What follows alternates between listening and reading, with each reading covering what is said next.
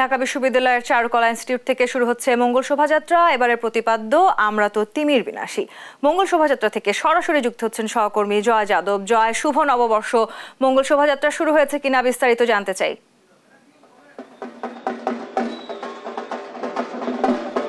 শুভ নববর্ষ।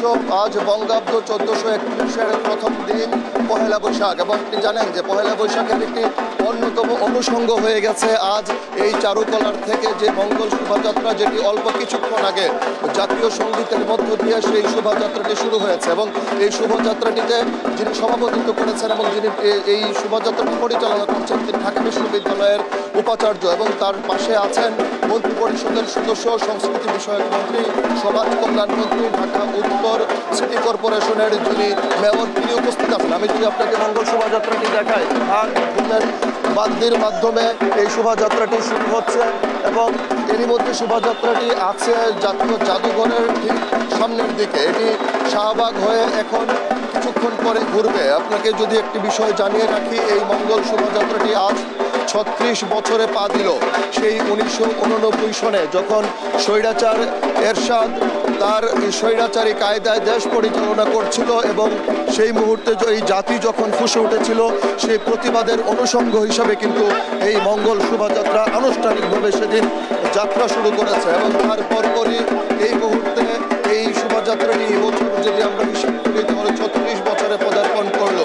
এবং একে একে এই শোভাযাত্রাটিতে সেই বিভিন্ন যেই প্রতীকগুলি আপনি দেখতে পাচ্ছেন, পুরো শোভাযাত্রাটি জুড়ে যে প্রতীক, সেই প্রতীকের মধ্যে কিন্তু বাঙালির চিরায়ত লোকজ শিল্পগুলি প্রাধান্য পেয়েছে।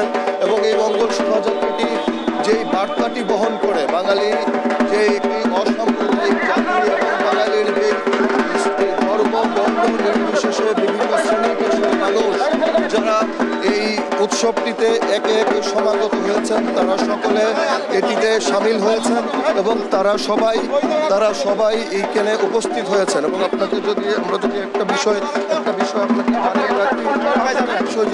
জানিয়ে রাখি যে এই শোভাযাত্রাটি দীর্ঘ প্রায় 3 দশকের ধারাবাহিকতায় কিন্তু এটি শুরু হয়েছে। এবং আমরা একটা বিষয় আপনাকে জানিয়ে রাখি যে মঙ্গল শোভাযাত্রাটি এই মুহূর্তে শাহবাগ অতিক্রম করছে, এবং শাহবাগের পরপরই এটি বারডেমকে বাম দিকে রেখে সামনের দিকে এগিয়ে যাবে। এবং আমরা যদি আপনাকে বিষয়টি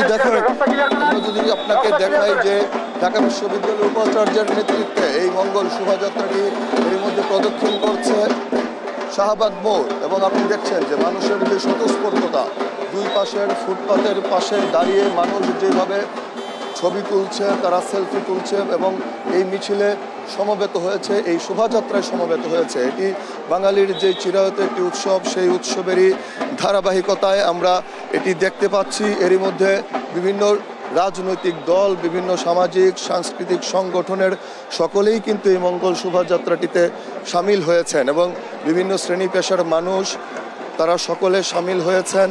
এবং বৈশাখের গান বাজছে, বাঙালির চিরায়ত যেই যন্ত্রবদ্যি সেইগুলি বাজছে, এখানে ঢাক, ঢোল, কাসর, করতাল, খোল নিয়ে এই শোভাযাত্রাটিতে সামিল হয়েছেন। এবং এই শোভাযাত্রাটি এখন এই মুহূর্তে কিন্তু এটির অগ্রভাগ শাহবাগের মোড় অতিক্রম করার পর কিন্তু এর যেই মধ্যভাগটি এখন যাচ্ছে, এবং এর মাঝখানে কিন্তু মিছিলের যে এই শোভাযাত্রাটির যে স্রোত, যেটি বাঙালির একটি অন্যতম অনুষঙ্গ। আপনি জানেন যে মঙ্গল শোভাযাত্রার একটি দীর্ঘ অতীত আছে, একটি ঐতিহ্য আছে, এবং এটি 2016 সালে কিন্তু ইউনেস্কো কর্তৃক যেই বিশ্ব সংস্কৃতির ঐতিহ্য হিসাবে স্বীকৃতি পেয়েছে। অর্থাৎ আজকের যেই মঙ্গল শোভাযাত্রা আমরা দেখতে পাচ্ছি চারুকলা ঢাকা বিশ্ববিদ্যালয়ের, সেটি এখন আর শুধুমাত্র বাঙালির উৎসবই রইল না, এটি সারা পৃথিবীর ঐতিহ্য হয়ে দাঁড়িয়েছে, এবং পৃথিবীর সব স্তরের মানুষের এটি একটি ঐতিহ্য হয়ে দাঁড়িয়েছে, যার স্বীকৃতি দিয়েছে ইউনেস্কো। বৈশাখ শুধু, আমি যদি একটু জানিয়ে রাখি আপনাকে, যে বৈশাখ শুধু আমাদের উৎসবের মধ্যে সীমাবদ্ধ থাকে না, এর সঙ্গে জড়িয়ে আছে আমাদের আত্মবিকাশ ও বেড়ে ওঠার যেই প্রেরণা। এবং আমরা একটি বিষয় যদি এখানে আপনাকে দেখি, যে যতবারই বাঙালিকে শৃঙ্খলের নাগপাশে শৃঙ্খল করার চেষ্টা হয়েছে। যতবারই বাঙালি জাতি সেই শৃঙ্খল মুক্তির সংগ্রাম করেছে, ততবারই কিন্তু নতুন চেতনা নিয়ে, নতুন ব্যঞ্জনা নিয়ে আবির্ভূত হয়েছিল এই পহেলা বৈশাখ। সেই 60-এর দশকে, সেই আইয়ুব শাহীর আমলে যখন রবীন্দ্রসঙ্গীতের ঘোষণা দেওয়া হয়েছিল, তখন কিন্তু ফুসে উঠেছিল এবং যার ফলশ্রুতিতে কিন্তু এই অন্যতম বাঙালির একটি সাংস্কৃতিক জাগরণের যে কেন্দ্র ছায়ানট এখানে প্রতিষ্ঠা লাভ করে, যার অনুষ্ঠানটি অল্প কিছুক্ষণ আগে বক্তব্যের মধ্যে শেষ হয়েছে। এখন এই মুহূর্তে আপনি দেখছেন যে লেন্সকে নতুনকে বরণ করার যে রীতি বাঙালির, সেই রীতি কিন্তু এখন এখানে পুরোপুরি পালিত হচ্ছে সেই শাহবাগ মোড়ে।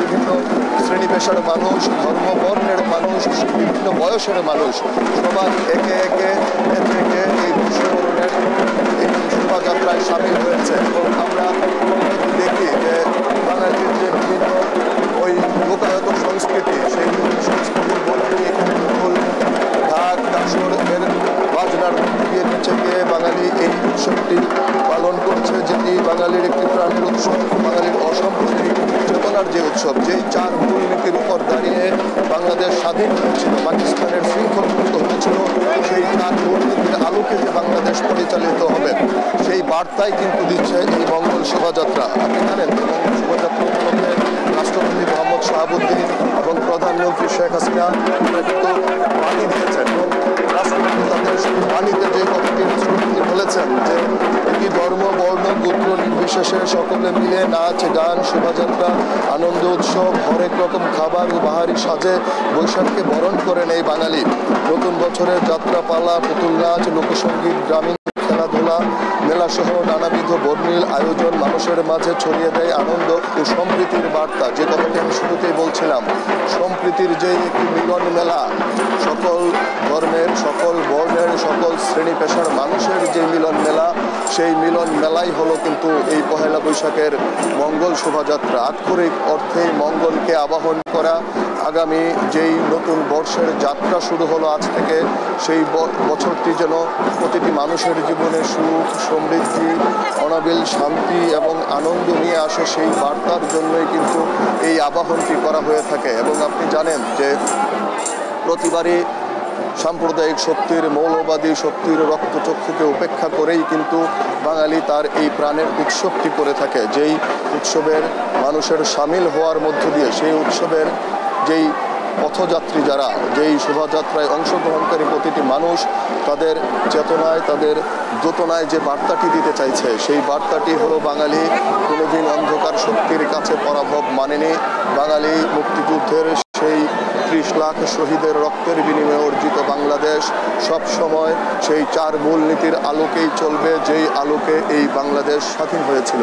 এবং তারই ধারাবাহিকতায় আমরা দেখলাম যে বাংলাদেশের শুধুমাত্র ঢাকা বিশ্ববিদ্যালয়ের চারুকলার সামনে কিংবা শাহবাগের এই মঙ্গল শোভাযাত্রায় নয়, দেশের প্রতিটি জেলায়, প্রতিটি উপজেলায়, প্রতিটি থানায়, প্রতিটি ইউনিয়ন এমনকি ওয়ার্ড পর্যন্ত এই শোভাযাত্রাটি হচ্ছে। এবং বর্ষকে, নতুন বর্ষকে, নববর্ষকে বরণ করে যাওয়ার যে রীতি, সেই রীতিটি কিন্তু আবহকাল ধরে বাঙালি পালন করে আসছে। এবং নববর্ষের কিন্তু অন্যতম একটি অনুষঙ্গ থাকে হালখাতা। আপনি জানেন যারা ব্যবসায়ী তারা কিন্তু এই দিনে তাদের পুরাতন যেই ব্যবসায়ের হিসাব নিকাশ সেটি চুকিয়ে তারা কিন্তু নতুন খাতায় তাদের হিসাব নিকাশ পালন শুরু করে এবং হিসাব তোলা শুরু করে, এবং এটি কিন্তু এই হালখাতার মাধ্যমে হয়ে থাকে। যারা ব্যবসায়ী তারা কিন্তু একটি অন্যতম একটি রীতি হিসাবে এই দিনটি পালন করে থাকে। এবং আপনি দেখছেন বিভিন্ন মুখোশ নিয়ে এগুচ্ছে, জাতীয় পতাকা আছে, সব ধরনের মানুষ যারা অসাম্প্রদায়িক বাংলাদেশের চেতনায় বিশ্বাস করে, যারা মৌলবাদের রক্তচক্ষুকে উপেক্ষা করে,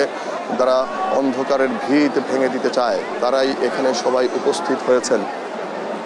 এবং আপনি দেখছেন যে একটি গরুর গাড়ির চাকা, সেই চাকাকে ফুল দিয়ে সাজিয়ে যে প্রতীক তৈরি করা হয়েছে, সে তাতে আবহমান বাংলার একটি চিরায়ত রূপই কিন্তু ফুটে উঠেছে। এবং এই মুহূর্তে কিন্তু আপনার যে শোভাযাত্রাটি, সেই শোভাযাত্রাটি প্রায় এই মধ্যভাগেও এখনও সেই শাহবাগ মোড় অতিক্রম করছে এবং এটির সম্মুখভাগ আমরা যদি দেখি প্রায় ঢাকা ক্লাবের সামনে চলে গেছে। এবং আপনি জানেন যে এই নববর্ষ উপলক্ষে, বঙ্গাব্দ 1431 উপলক্ষে বাংলাদেশের প্রধানমন্ত্রী শেখ হাসিনা তিনি বাণী দিয়েছেন। তিনি যে কথাটি বলেছেন, বাংলা নববর্ষ পালনের সূচনা হয় মূলত মুঘল সম্রাট আকবরের সময় থেকে। কৃষিকাজের সুবিধার জন্য সম্রাট আকবর ফসলি সন হিসেবে বাংলা সন গণনার যে সূচনা করেন তা কালের পরিক্রমায় সমগ্র বাঙালির কাছে অসাম্প্রদায়িক চেতনার স্মারক উৎসবে পরিণত হয়েছে। পহেলা বৈশাখ বাঙালিয়ানার প্রতিচ্ছবি। এই উদযাপন আমাদের শেকড়ের সন্ধান দেয়, এর মধ্য দিয়ে খুঁজে পাওয়া যায় জাতিসত্তার পরিচয়। প্রধানমন্ত্রী তার বাণীতে আরও বলেছেন, পহেলা বৈশাখ পূর্ণ প্রাণ নিয়ে অবারিতভাবে বেড়ে ওঠার বাতায়ন। এটি ঐতিহ্য এবং সংস্কৃতিকে ধারণ ও লালন করতে শেখায়। অসাম্প্রদায়িকতার চর্চা ও অপশক্তির বিরুদ্ধে লড়াইয়ে পহেলা বৈশাখ আমাদের মনে আনে নতুন তেজ। তিনি আশা প্রকাশ করেছেন, ইতিহাস, ঐতিহ্য ও সংস্কৃতি লালনের মাধ্যমে বিশ্ব সমাজে বাঙালি শ্রেষ্ঠ জাতি হয়ে উঠবে। এই আশা প্রকাশ তিনি করেছেন এবং সকলের প্রতি আহ্বান জানিয়েছেন, বিগত বছরের গ্লানি, দুঃখ, বেদনা, অসুন্দর ও অশুভকে ভুলে গিয়ে নতুন প্রত্যয়ে, নতুন উদ্যমের সামনে এগিয়ে চলার জন্য তিনি দেশবাসীর প্রতি আহ্বান জানিয়েছেন। আপনি দেখছেন যে চিরায়ত বাঙালির যেই লোকসংস্কৃতি, সেই লোকসংস্কৃতির সেই হাতি, টেপা পুতুল এর পিছনেই রয়েছে, টেপা পুতুলের পেছনেই রয়েছে আপনার যেই বনরুই আপনার বিপন্নপ্রায় একটি প্রজাতি আমাদের বাংলাদেশের জীববৈচিত্র্যে, এবং সেই বিপন্নপ্রায় প্রাণীটিকে বাঁচিয়ে রাখার জন্য, তাকে টিকিয়ে রাখার জন্য, মানুষের মাঝে সচেতনতার সৃষ্টি করার জন্য সেই বনরুইটিকে উপস্থাপন করা হয়েছে। সেই বনরুইটি কিন্তু এখন আপনি দেখতে পাচ্ছেন এই টেপা পুতুলের পেছনেই সেটি অবস্থান করছে। তো এই শোভাযাত্রার যে আক্ষরিক অর্থে যে বার্তা, সেটি হলো মানুষের, দেশের, দশের, সকলের এবং সর্বোপরি সমগ্র পৃথিবীর জন্যই যে মঙ্গলের বার্তা, সেই বার্তাটি কিন্তু এই মঙ্গল শোভাযাত্রা দিচ্ছে। এবং এটি বাঙালির একটি আবহ সংস্কৃতিরই অংশ। আমরা নতুন বর্ষ যেভাবে বরণ করি, এর মানে আমরা আগামীকে আরও নতুনভাবে নিজেদের মধ্যে পেতে চাই, নতুনকে আমরা আবাহন করি। সেই আবাহনের বার্তার জন্যই মঙ্গল শোভাযাত্রা। তুমি এই মুহূর্তে প্রায় শেষের দিকে শাহবাগ প্রান্তে এই মঙ্গল শোভাযাত্রাটি, এবং এই শোভাযাত্রাটির প্রায় পিছনে এই বনরুইয়ের পিছনে এটি যেই পিছনের যেই পায়রা রয়েছে, সেই পায়রাটির মাধ্যমেই এটি শাহবাগ মোড় ক্রস করবে এবং শাহবাগ থেকে এটি ঢাকা ক্লাব, শিশু পার্ক হয়ে পুনরায় শাহবাগ থেকে টিএসসিতে গিয়ে এটি শেষ হবে। তো পরবর্তী আপনার আমি সামনের আগামীর যে ঢাকা ক্লাবের যে অংশটুকুর, এটুকুর বিস্তারিত জানার জন্য আমাদের সহকর্মী মাজাহারের কাছে আমি চলে যাচ্ছি। মাজাহার।